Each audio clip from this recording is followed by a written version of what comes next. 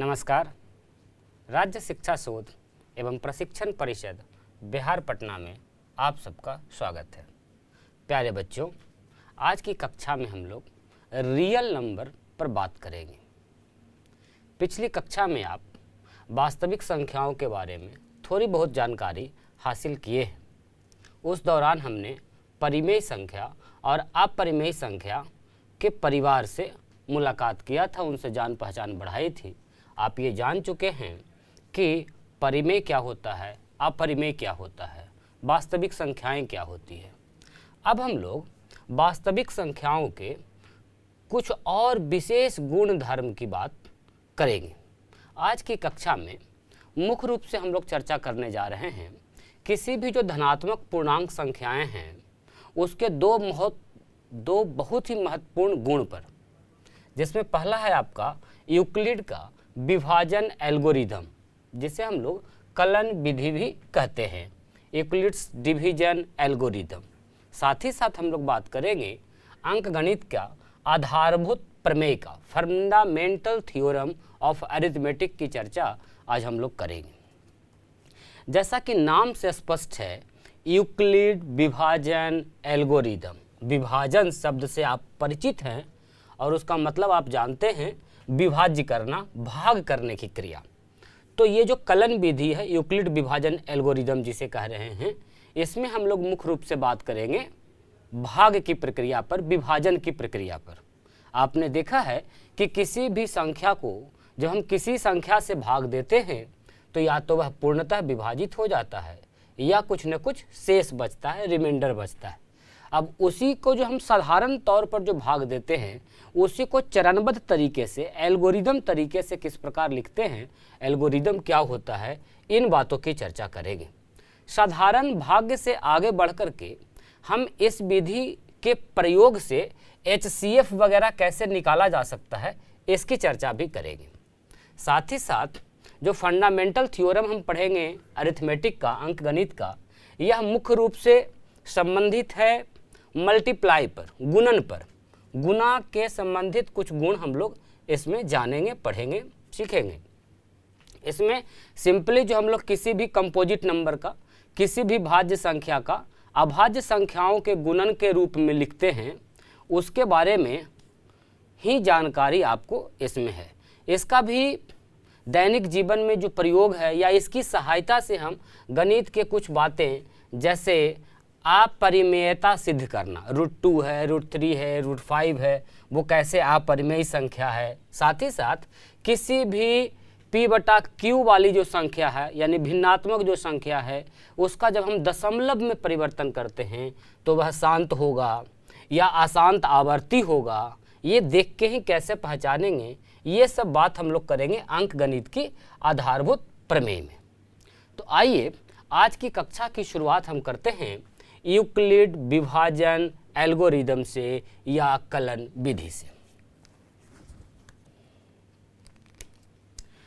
ध्यान दीजिए, जैसा कि नाम से है विभाजन, किसी भी संख्या को, मान के चलिए कोई भी संख्या है, उसे यदि हम भाग के रूप में करें, किसी भी संख्या से भाग दें, जैसे 42 एक संख्या है, इसे यदि 5 से हम डिवाइड करेंगे तो क्या हो जाएगा, ध्यान दीजिए, 5 × 8 + 2। ये जो विभाजन करने की प्रक्रिया है, साधारण प्रक्रिया जो आप पहले से करते आए हैं, इसमें देखिए कोई भी संख्या A B × समथिंग, और साथ ही जो ये बच गया इसे हम लोग रिमाइंडर कहते हैं, शेष कहते हैं। ध्यान देने योग्य बात यह है कि शेष जो होगा आपका हमेशा संख्या B से छोटा ही होगा, यानी जिससे आप भाग लगा रहे हैं, भाजक जिसे हम लोग कहते हैं, शेषफल हमारा, ये एक प्रकार से कहिए कि ये भाज्य हो गया, भाज्य के जगह पर है, ये आपका भाजक है, ये शेष है, शेषफल। तो इसे भी आप पहचान रहे होंगे, 8 क्या हो जाएगा, भागफल। अब हम ये बता रहे हैं आपको, या आप पहले से भी जानते हैं सिंपल जो विभाजन का काम हम लोग करते हैं बच्चों, भाग देने का जो काम करते हैं, उसमें जो शेषफल होता है, रिमाइंडर होता है, वह हमेशा भाजक से कम होता है। ये हमने सिंपली एक संख्या को लिखा है। यदि इसको हम मानक राशि के रूप में लिखें, संख्या को यदि हम a मान लें, तो a बराबर b q प्लस r, यानी कि रिमाइंडर, इस रूप में आप लिख सकते हैं। ये जो लिखाया है, इसमें ये हम कह रहे हैं कि जो r होगा ये क्या हो सकता है, ये हमेशा हमारे b से कम होगा। कितना कम हो सकता है? कम होते होते होते 0 तक भी आ सकता है। अर्थात जहां जो r है, रिमाइंडर है, सॉरी इस प्रकार से लिखिए, जहां जो r है यह या तो बड़ा होगा या बराबर होगा 0 से, साथ ही साथ छोटा होगा आपका b से। बच्चों हम लोग ये बात कर रहे हैं, आइए साधारण से विभाजन का गुण है, ये हम लोग पूर्व की कक्षा में भी किए हैं। हमने लिखा है कि जो रिमाइंडर होगा r, ये बड़ा होगा, बराबर होगा 0 का, या फिर छोटा होगा किससे? b से। यही जो बात है आपका, अब इसी को जैसे जैसे हम लोग कर रहे हैं, यदि स्टेप बाय स्टेप लिखें तब वो एल्गोरिदम हो जाएगा, और नहीं तो फिर इसे हम कहेंगे प्रमेयिका, यूक्लिड विभाजन प्रमेयिका। ध्यान दीजिए, प्रमेयिका की अभी हम लोग बात करेंगे। कौन सी प्रमेयिका का? यूक्लिड विभाजन प्रमेयिका। एल्गोरिदम तो तब होगा जब इसी बात को हम चरण बाई चरण, स्टेप बाय स्टेप लिखेंगे। प्रमेयिका में क्या कहता है कि किसी भी संख्या a को एवं b को इस रूप में लिखा जा सकता है, a बराबर बी क्यू प्लस r। जैसे और भी उदाहरण यदि हम दें तो ज़्यादा स्पष्ट हो जाएंगे आप। जैसे हम लिखते हैं कोई भी संख्या है 12 a के जगह पर, और यदि इसके साथ हम एक ग्रुप बना दे रहे हैं आपका 2 का, 12 और 2, इसको a समझिए, इसको b समझिए, तो प्रमेयिका के रूप में जब लिखेंगे तो कैसे लिखेंगे बच्चों? 12 बराबर 2 से डिवाइड करना है तो कितनी बार लगेगा? क्या कोई रिमाइंडर बचा? प्लस क्या हो गया? 0। अब ये जो हमने लिखा है, यही किसी भी संख्या के लिए प्रमेयिका है कि किसी भी संख्या a और b को हम लोग इस रूप में लिख सकते हैं, बी क्यू प्लस r के रूप में, जहां r जो है हमारा कम से कम 0 हो सकता है, या 0 से बढ़ते बढ़ते बढ़ते बढ़ते कहाँ तक हो सकता है? b से कम, b के बराबर कभी भी नहीं हो सकता है। यही बात है आपका विभाजन की प्रमेयिका। बच्चों हम लोग बात कर रहे थे यूक्लिड विभाजन प्रमेयिका की, यूक्लिड्स डिवीजन लेमा की। इसमें क्या था, अभी आपने उदाहरण के तौर पर देखा कि कोई भी दो पूर्णांक जब हम a और b ले रहे थे तो उसमें निश्चित रूप से दो अद्वितीय पूर्ण संख्याएं q और r छुपी हुई रहती हैं विभाजन के रूप में, कुछ इस प्रकार कि उसे हम इस रूप में लिख सकते हैं a बराबर बी क्यू प्लस r, जहाँ r क्या है? यह b से छोटा है या फिर 0 के बराबर है या 0 से बड़ा है। जैसे उदाहरण के तौर पर हम लोगों ने 2 देखा था, और भी आप देख सकते हैं। कोई भी संख्या जैसे लिखा हुआ है 57, एक संख्या हमने a के रूप में ले लिया और b के रूप में एक संख्या ले लेते हैं हम 12, इसे a के जगह पर और इसे b के जगह पर। तो इसे हम किस प्रकार लिख सकते हैं? विभाजन के रूप में। यदि b से a को विभाजित किया जाए, भाग दिया जाए, सीधे शब्दों में 57 को यदि 12 का भाग लगाया जाए तो कितने भाग लगेंगे? आप सोचिए, 12 × 48, 12 × 5 = 60, ज़्यादा हो जाएगा तो 4 बार भाग लगेगा। यानी इसे हम लिख सकते हैं इस प्रकार, 57 बराबर 12 × 4 प्लस 9। यही बात यहाँ लिखा हुआ है कि किसी भी संख्या a को, ये जो a है इसको कैसे लिख सकते हैं? b × q, यहाँ q की जगह पर हो गया 4, बी के जगह पर 12 और आर के जगह पर 9। ए बराबर बी क्यू प्लस आर के रूप में लिखा जा सकता है। खास बात यह है, इसमें गुण ये छिपा हुआ है कि हमारा जो रिमाइंडर होगा आर होगा, यानी कि हम 9 की बात कर रहे हैं, जो 9 होगा जिससे भाग दे रहे हैं, किससे भाग दे रहे थे, संख्या b से, 12 से, यह 12 से हमेशा कम होगा। आप सीधा कभी भी भाग दिए हैं तो क्या शेषफल आपके भाजक से अधिक आया है? कभी नहीं आ सकता है। तो बस यही बात यहाँ लिखा हुआ है कि हमारा जो रिमाइंडर होगा वह या तो 0 होगा या फिर b से छोटा होगा। जैसे रिमाइंडर यदि 0 वाला आप देखें, हम कोई दो संख्या a और b के जगह पर यदि ले लें, a बराबर एक संख्या ले रहे हैं 48 और b के जगह पर ले लेते हैं 8, तो आप इसे कैसे लिखेंगे? इस रूप में यदि लिखना होगा प्रमेय के रूप में। क्या कहता है प्रमेय? प्रमेय कहता है कि कोई भी दो धनात्मक पूर्णांक यदि है, यदि दिया हुआ है दो धनात्मक पूर्णांक, तो इसे हम लोग इस प्रकार से लिख सकते हैं कि इसके अंदर दो और अद्वितीय पूर्ण संख्याएं हैं। अद्वितीय पूर्ण संख्या का मतलब फिर उसके जैसा और कोई नहीं है, उसको एकदम उसी रूप में लिखा जा सकता है। कैसे लिख सकते हैं हम लोग? 48 बराबर 8 गुना 6 प्लस 0। तो यहाँ जो हमारा रिमाइंडर है ये कितना के बराबर हो गया? 0 के बराबर।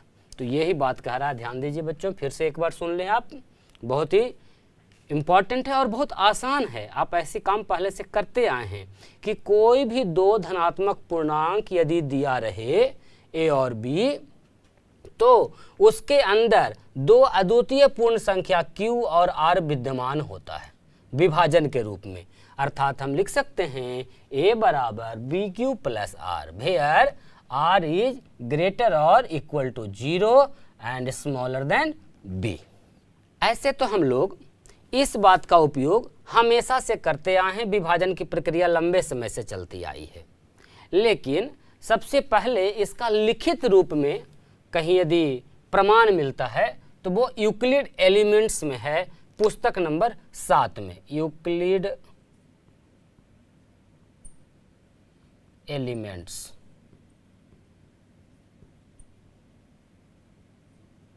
पुस्तक 7 में इसका सर्वप्रथम जिक्र किया गया है। किस बात का? यूक्लिड प्रमेयिका की बात की गई है। भाग तो हम लोग देते रहे हैं शुरू से, लेकिन लिखित रूप में सर्वप्रथम यूक्लिड एलिमेंट्स पुस्तक 7 में इसका उल्लेख किया गया है। अब हम लोग बात करेंगे बच्चों, इसके पहले एक शब्द आ रहा था एल्गोरिदम। एल्गोरिथम, एल्गोरिथम, इसका क्या मतलब है? हम जब शुरू में ही लिखे थे तो लिखे थे आपको यूक्लिड विभाजन एल्गोरिदम।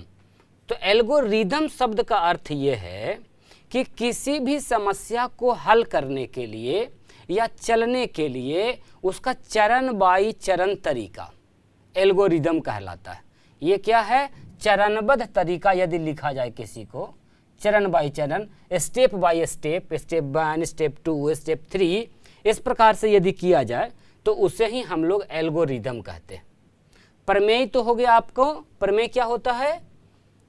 जो किन्हीं किन्हीं बातों को लेके सिद्ध किया रहता है, और ये जो कथन है इसकी सहायता से हम अन्य बातों को सिद्ध करते हैं। अब इसका उपयोग करके यदि हम कोई स्टेप लिखते हैं, चरण लिखते हैं, तो उसे ही हम लोग एल्गोरिदम कहेंगे। जैसे साधारण से उदाहरण से ऐसे इसको समझिए आप कि हमारे पास एक समस्या है, चाय बनानी है, चाय बनाने का तरीका। अब आप उसके लिए एक स्टेप बनाते हैं, है ना, कि बर्तन चूल्हे पर चढ़ाएंगे, स्टेप 1, बर्तन में दूध देंगे, चीनी, चाय पत्ती, जैसे भी बनता है उसका यदि आप स्टेप लिखते हैं चरण बाई चरण, स्टेप 1, स्टेप 2, स्टेप 3, तो ये जो पूरी स्टेपिंग हो गई, ये जो पूरा प्रक्रिया हुआ, इस प्रक्रिया को ही हम लोग एल्गोरिदम के नाम से जानते हैं। इसका उपयोग कंप्यूटर में खूब होता है। आगे चल के आगे की कक्षाओं में जब आप कंप्यूटर वगैरह पढ़ेंगे तो वहाँ जानेंगे कि किस प्रकार किसी भी प्रोग्रामिंग को करने के लिए, किसी समस्या को हल करने के लिए स्टेप लिखना पड़ता है, चरण लिखना पड़ता है। तो उसी चीज़ को हम लोग एल्गोरिदम कहते हैं। गणित में भी हम बहुत सी समस्याओं को जब बनाएंगे तो हल करने के लिए चरण बाई चरण चलेंगे, इसीलिए हमने उपयोग किया है शब्द एल्गोरिदम का। ध्यान दीजिए बच्चों, आप नोटबुक लेकर बैठे होंगे, कुछ जो इम्पोर्टेंट बातें हैं, याद रखने योग्य जो बातें हैं उसे आप नोट भी करते चलेंगे। हम जो बात कर रहे हैं एल्गोरिदम की, अभी जो चर्चा कर रहे थे, ये सब प्रथम 9वीं शताब्दी के एक फारसी गणितज्ञ हैं अल ख्वारिज़मी, इन्हीं के नाम से लिया गया है एल्गोरिदम शब्द। अल ख्वारिज़मी के नाम से बहुत ही प्रसिद्ध गणितज्ञ रहे हैं। इतना ही नहीं, इन्हीं के द्वारा एक लिखित पुस्तक है, उस पुस्तक का नाम है हिसाब अल जबर व अल मुकाबला। ये जो पुस्तक है, इसी पुस्तक से शब्द अलजेब्रा भी लिया गया है। फारसी का शब्द है, कोई अंग्रेजी का शब्द नहीं है, ये फारसी शब्द है अलजबरा, इसे भी लिया गया है प्रसिद्ध गणितज्ञ अल ख्वारिज़मी के पुस्तक हिसाब अल जबर व अल मुकाबला से। तो ये बातें थोड़ी याद रखने वाली हैं, तो आप नोट करते चलें, ज़्यादा अच्छा है। हम लोग बात कर चुके हैं कि किसी भी दो संख्याओं को कैसे हम विभाजन के रूप में लिख सकते हैं, उसका क्या प्रमेय है और प्रमेय क्या होता है, इसकी भी चर्चा हमने किया। एक सिद्ध किया हुआ कथन होता है जिसकी सहायता से अन्य कथनों को या अन्य बातों को सिद्ध किया जाता है।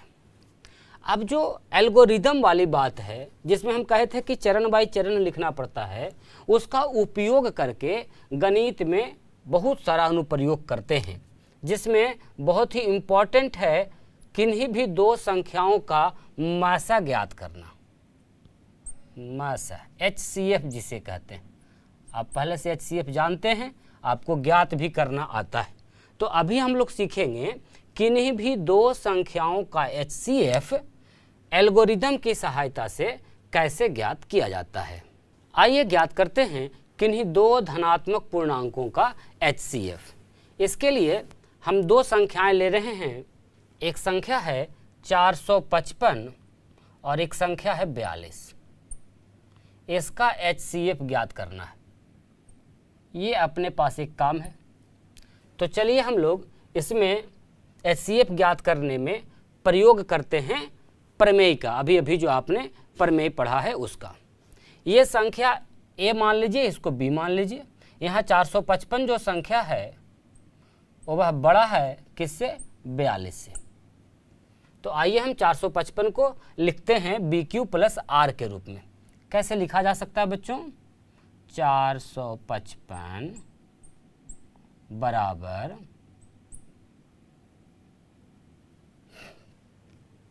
42 गुणा 10 प्लस 420 हो गया, और ये हमारा बच गया कितना? 35। ये देखिए कैसे लिखें, A बराबर BQ प्लस R। ये एक स्टेप हो गया। अब इसी प्रमेय का उपयोग करके फिर से अगला स्टेप लिखेंगे। इस बार हमारी जो मुख्य संख्या है वो 42 हो जाएगी और B के जगह पर 35 हो जाएगा। इन दोनों को लेकर के, जहाँ 455 और 42 लिए थे, अब उसके जगह पर 42 और 35 को लेके अगला चरण लिखेंगे। तो देखिए कैसे लिखाएगा, 42 बराबर 35 गुणा 1 प्लस कितना हो जाएगा? 7। अब देखिए फिर से ये चरण दोहराते रहेंगे। अब की बार हमारी जो संख्या हो जाएगी वो 35 और 7 को लेके लिखेंगे। तो क्या हो जाएगा, 35 बराबर 7 गुणा 5 प्लस 0। अब रिमाइंडर के जगह पर हमारा क्या आ गया? 0। अर्थात अब यह चरण और आगे नहीं चल सकता है। चरण जो हमारा स्टेप चल रहा था, चलते चलते रुक गया। और इस प्रकार जो फाइनली आपका संख्या आया B के जगह पर, भाजक जो आया, इसे ही हम लोग HCF कहते हैं। अर्थात HCF के रूप में हमने प्राप्त कर लिया कितना? 7। आप चाहें तो इनका गुणनखंड करके भी देख सकते हैं कि HCF 7 हो रहा है कि नहीं, अपने उत्तर की पुष्टि करें। तो हमने यहाँ पर क्या किया, जो प्रमेय था हमारा A बराबर BQ प्लस R, इसका उपयोग किया और बार बार उपयोग किया, स्टेप बाय स्टेप उपयोग किया। तब तक उपयोग किया जब तक कि R जो है 0 के बराबर ना हो गया। जब तक R 0 के बराबर ना हो जाए तब तक यह चरण चलता रहेगा, और जब R 0 के बराबर हो जाएगा तो उस समय जो आपका संख्या B है, उस समय जो संख्या है यही आपका HCF कहलाएगा, महत्तम समापवर्तक कहलाएगा। तो आप इसकी सहायता से, इस प्रमेय की सहायता से बड़ी बड़ी संख्याओं का HCF काफ़ी आसानी से निकाल सकते हैं। आशा है आपको समझ आ रही होगी। हम कुछ और भी उदाहरण साथ में करेंगे तो चीज़ें और क्लियर हो जाएगी, स्पष्ट हो जाएगी। आइए बच्चों, इस बार हम दो संख्याएं ले रहे हैं, दो धनात्मक पूर्णांक क्रमशः 143 और 77, और इसका HCF हम लोग साथ में मिलकर ज्ञात करते हैं। किस विधि से? बिल्कुल प्रमेय की सहायता से।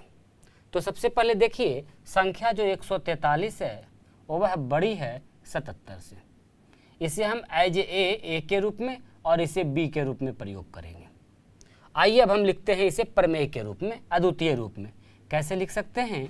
143 बराबर 77 गुणा 1 प्लस 66।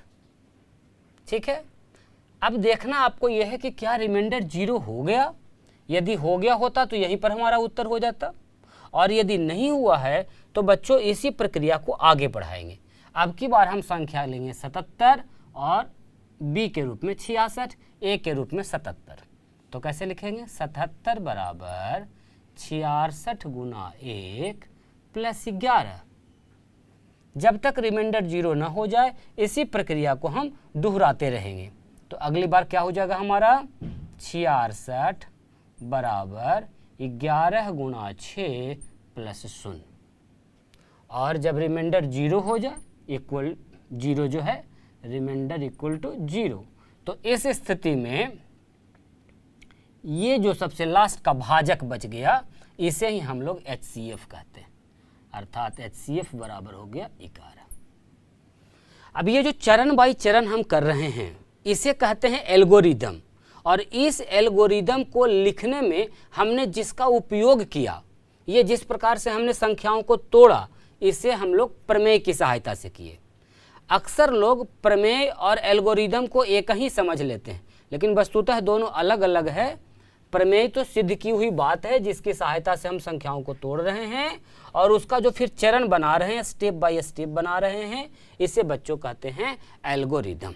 तो इस प्रकार से आप काफ़ी आसानी से HCF ज्ञात कर सकते हैं। स्टेप क्या हुआ है इसमें? आप देखिए, सबसे पहला स्टेप, संख्या को किसी एक को BQ प्लस R के रूप में लिखना। यदि R बराबर 0 हो गया तब आपका B HCF हो गया, और यदि R 0 के बराबर नहीं हुआ तो पुनः B को A की तरह और R को B की तरह उपयोग करते हुए इसी चरण को आगे बढ़ाएंगे। आशा है अब आप HCF ज्ञात कर पाएंगे इस प्रकार से। बच्चों, HCF ज्ञात करने में हम लोगों ने क्या देखा कि यदि दो संख्याएं C और D हैं, दी हुई थी, और इसका हमको HCF ज्ञात करना है। दो संख्याएं C और D का HCF ज्ञात करना है। तो हम लोग कैसे इसका स्टेपिंग करते हैं, कैसे ज्ञात करते हैं? जहां दिया गया है, मान के चलिए कि C is greater than D, C बड़ा है D से, तो हम लोग स्टेप 1 में क्या करते हैं?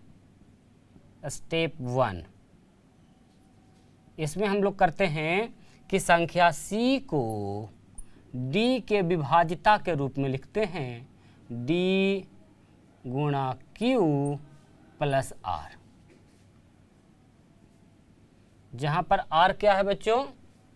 वेयर आर जो है आपका 0 से बड़ा या बराबर है एवं छोटा है आपका डी से।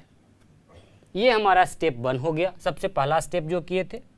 उसके बाद क्या कर रहे थे, स्टेप 2 में हम लोग चेक कर रहे थे कि हमारा जो रिमाइंडर आया क्या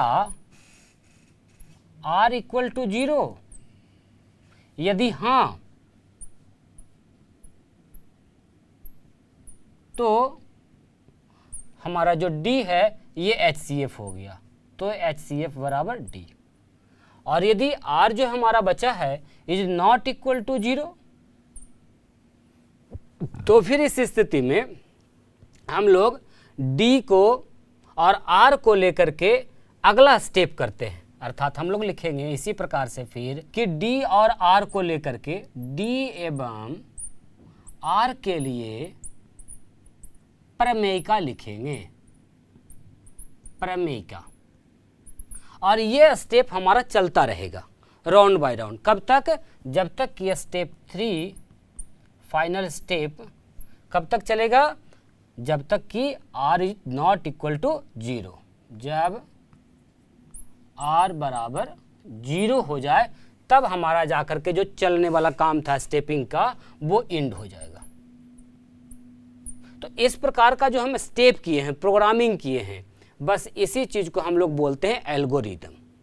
और जहां भी आपको HCF निकालना हो हर बार इसी स्टेप पर आप चलेंगे। किन्हीं दो संख्याओं के लिए उसे प्रमेयिका के रूप में लिखना है, रिमाइंडर चेक करना है 0 हुआ कि नहीं, नहीं हुआ तो फिर से प्रमेयिका के रूप में लिखेंगे और यह प्रक्रिया चलाते रहेंगे जब तक कि हमारा रिमाइंडर 0 ना हो जाए। 0 हो गया तो आपने HCF की प्राप्ति कर ली। हमने कुछ उदाहरण साथ में किया है।